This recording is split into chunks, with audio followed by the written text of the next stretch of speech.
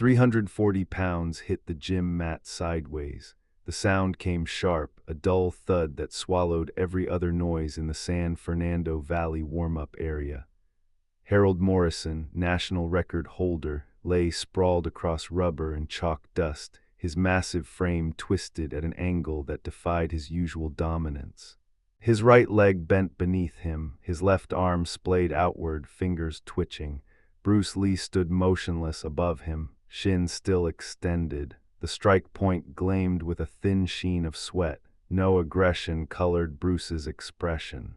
No triumph, just stillness, as though he'd merely adjusted a piece of furniture rather than toppled a super heavyweight competitor. Chalk dust hung suspended in the fluorescent light, particles drifting like snow through absolute silence. A barbell clanged somewhere distant, then stopped. Lifters froze mid-rep, elbows locked, eyes wide. Marcus Webb held a 45-pound plate inches from the floor, his grip white-knuckled. Ted Yamamoto exhaled slowly through his teeth, the only sound in the dead air. Harold's chest rose and fell. His jaw worked, but no words came. Bruce lowered his leg with the same precision he'd raised it. His gaze shifted from Harold to the circle of witnesses closing in, then back down to the fallen giant. What happened next would rewrite everything they believed about strength. 40 minutes before the fall, chalk dust tasted bitter in the air. Bruce Lee guided Ted Yamamoto through the San Fernando Valley gym entrance. His student's ribs were taped beneath his gi, grappling injury, healing but fragile. Fluorescent lights buzzed overhead, iron plates clanked against concrete, the metallic scent of sweat mixed with magnesium carbonate. Harold Morrison turned from the squat rack. 340 pounds filled the doorway between them. Harold's neck was thicker than most men's thighs. He rolled his shoulders and the movement rippled through deltoids carved from years under the bar. Martial arts, huh? Harold's voice carried over the gym noise, not a question. Bruce stopped. Weighted philosophy in pajamas, Harold stepped closer. I moved 2,200 pounds across 3 lifts, 850 squat, 550 bench, 800 dead. He tapped his chest with one massive finger. Strength is objective. Measured, proven. Ted shifted behind Bruce, protective instinct overriding his injury. Numbers don't lie, Harold continued. Your kicks and flips. He waved a dismissive hand. Theater. Bruce's expression remained neutral, calm. In the real world, Harold said, planting his feet wide, mass wins. But Bruce had already begun calculating the distance between Harold's foundation and the floor. The bar bent like a recurved bow across Harold's shoulders. 850 pounds settled into the groove between his trapezius muscles. He breathed in chalk dust coating the back of his throat and descended. The crowd noise compressed into a single held breath. His quads burned, his knees tracked outward. The fluorescent lights above flickered once as he reached depth and exploded upward. The weight rose, iron crashed against the J-hooks. The platform vibrated through the soles of his feet. Judges raised white flags in unison. Harold owned this room. 550 on bench came next. The bar touched his sternum, paused, then launched skyward. More flags. More validation. The super heavyweight class belonged to him, measured and undeniable. Between attempts, he rubbed chalk into his palms and scanned the crowd. Bruce Lee stood near the exit, arms folded, watching, not applauding. Not impressed, just observing. Harold loaded 800 pounds onto the deadlift bar, his final statement. He gripped the knurling, set his hips, and ripped the weight from the floor. Lockout, flags, roar. But when he turned to accept congratulations, Bruce's expression hadn't changed. That stillness, it crawled under Harold's skin like a question he couldn't answer. Harold crossed the warm-up area between attempts. Iron plates clanged against concrete behind him. Bruce stood near the wall, hands loose at his sides. The real world requires vertical movement. Harold's voice carried across the space. Pushing maximum weight against gravity, that's objective strength. Bruce tilted his head slightly. The real world requires more than one plane of motion. Harold's jaw tightened. Other lifters glanced over, chalk dust still settling on their hands. Philosophy doesn't stop a falling object. No, Bruce said, awareness does. The words landed soft but immovable. Harold stepped closer. 340 pounds of mass closed the distance. If I fall on you, you die. Bruce's expression didn't change. His breathing remained steady, measured. The fluorescent lights overhead buzzed in the silence that followed. Harold could feel his own pulse in his temples, the heat radiating from his skin after the deadlift. If you fall, Bruce's voice dropped to barely above a whisper, I would not be underneath you. Harold laughed. But the sound felt hollow in his own ears. Something in Bruce's stillness suggested certainty, not threat, not bravado, simple fact. The laugh died quickly. Therefore, Harold did what champions do when words fail them. He planted his feet wide and made a challenge that would change everything. Harold dropped into a wide stance. His feet rooted themselves to the gym floor, weight distributed like he was about to pull a deadlift. Chalk residue coated his palms, white powder dusting the thick ridges of his knuckles. You could not move me if you tried. Bruce's expression remained neutral, no irritation, no pride. I do not need to move you, he said quietly. Only your foundation. Harold's chest rumbled with a scoff. Few men had ever challenged his physical dominance so directly, and fewer still understood the sheer mass they faced. My foundation is 340 pounds. Your foundation, Bruce tilted his head slightly, is balance. The word hung between them. Harold's jaw tightened, balance, as if his years squatting under loaded bars had taught him nothing about stability under pressure. May I demonstrate? The question was polite, calm, almost clinical. Harold's lips curled into a grin. The absurdity of it, this 130-pound instructor asking permission to prove a powerlifter wrong. Sure, little man, Bruce inhaled once, slow, controlled, his breathing aligned with something invisible, something Harold couldn't measure in pounds or reps. The warm-up area stilled, and then Bruce stepped forward. The conversation stopped. Lifters drifted closer from benches and platforms.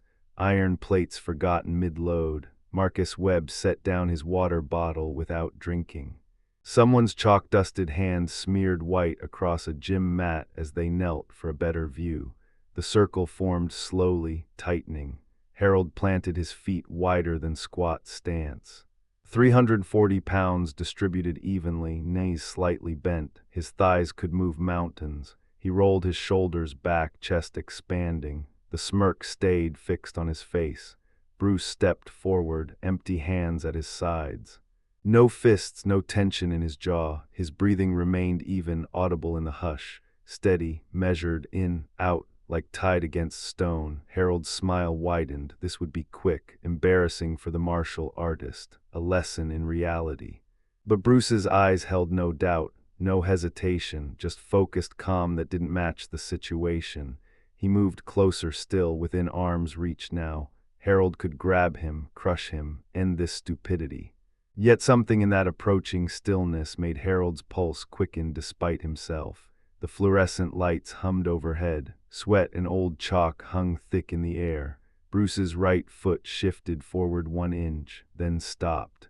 Harold's calf muscle twitched involuntarily. He didn't know why. Bruce's shin found flesh. The contact lasted less than a second. A surgical tap against Harold's outer calf, 3 inches below the knee. Bone met the tibial nerve through muscle and skin. No visible force, no dramatic wind-up. Harold felt his lower leg vanish, not pain, absence. The sensation traveled downward like ice water through a pipe, freezing nerve endings in its path. His calf muscle stopped responding to commands. His ankle forgot how to bear weight. 340 pounds began to fall. The collapse came sideways, inevitable as gravity. Harold's massive frame tilted right, his dead leg folding beneath super heavyweight mass. He reached for balance that no longer existed, his hands grasping empty air, his core muscles firing uselessly against physics. Bruce's palm pressed against Harold's shoulder, not pushing, guiding. The hand redirected momentum with minimal pressure, steering the fall away from the equipment rack. Harold's hip hit the gym mat first, then his shoulder, the controlled descent absorbing shock across multiple points of contact. The impact echoed through the warm-up area, rubber flooring compressed under elite athlete density. Chalk dust exploded upward in a white cloud around Harold's torso. No one moved, no one breathed. Harold lay on his side, staring at the ceiling tiles, feeling something crawl up his spine that 850-pound squats had never produced. Tingling crept back into Harold's calf. Pins and needles swarmed beneath the skin where Bruce's shin had made contact. Harold shifted his massive frame, testing the leg gingerly. Sensation returned in waves. First warmth, then pressure, then full control. He pushed himself upright, 340 pounds rising slower than ever before. Bruce extended no hand, offered no apology, simply waited. What? Harold's voice came out hoarse. He cleared his throat. What was that? I removed your foundation. Bruce's tone carried no triumph, pure instruction. Your 850 squat requires both legs functioning perfectly. I turned off one leg. Harold flexed his ankle. Full strength had returned, but the memory of helplessness remained vivid. Strength could not compensate for imbalance, Bruce continued. The tibial nerve controls your dorsiflexion. Without it, your ankle cannot stabilize under load. 340 pounds becomes irrelevant. Harold rolled his shoulders. The crowd still watched. Marcus Webb stood frozen mid-chalk application. Ted Yamamoto's eyes were wide. Could you? Harold paused.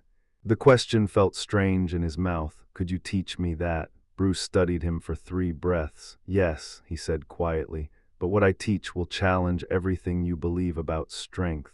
That challenge would begin the following Tuesday and change powerlifting history. 4 years later, Harold Morrison descended into his squat at Bruce's training studio.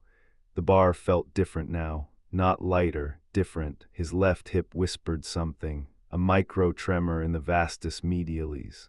Harold paused at parallel, breathing slowly. The sensation clarified itself, compensation pattern. His right glute was firing 3 milliseconds late. He adjusted mid-rep, redistributing load across both legs evenly. Bruce watched from the mirror's reflection, arms folded. Better, Bruce said simply. Harold had learned to listen. Every training session with Bruce stripped away another layer of blind force. The man never touched a barbell, yet transformed how Harold moved under one. No more grinding through warning signs. No more torn hamstrings from stubborn ignorance. Each week brought new vocabulary. Proprioception, kinesthetic feedback, neural recruitment. The injuries that once plagued his career had vanished. His total climbed faster than ever. 2,300 pounds last month, 2,400 within reach. But tonight something else surfaced during the descent, a deeper signal Harold had never felt before, not pain, not fatigue, something structural.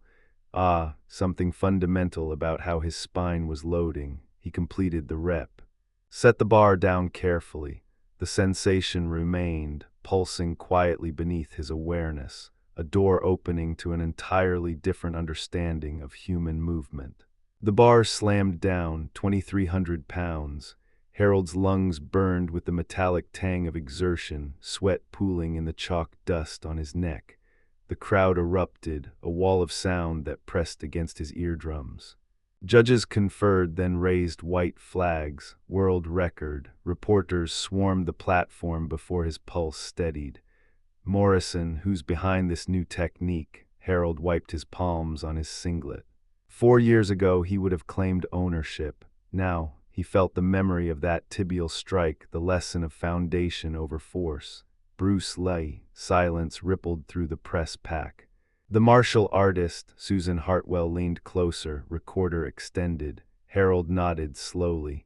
Lifting 2,200 pounds made me strong in 3 movements. He paused, searching for words Bruce would recognize.